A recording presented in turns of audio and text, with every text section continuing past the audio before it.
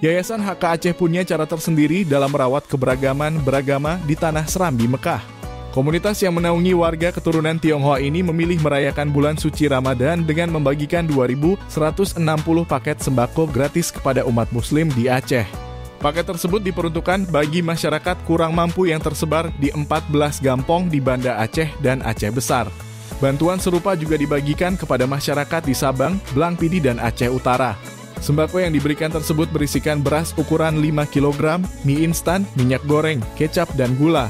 Ketua Yayasan HK Aceh, Kok Hie Siong, atau yang akrab disapa Akif, menyebutkan kegiatan tersebut sudah rutin dilakukan selama 13 tahun terakhir di setiap bulan suci Ramadan.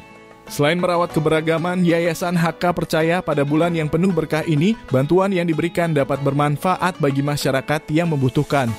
Melalui kegiatan tersebut, Yayasan HK berharap toleransi di negeri Serambi, Mekah dapat terus terjaga. Menurutnya, momen berbagi di bulan suci seperti ini kerap dinanti, tak hanya umat muslim, tetapi juga warga Tionghoa untuk bisa berkumpul dan bersilaturahmi dengan sesama.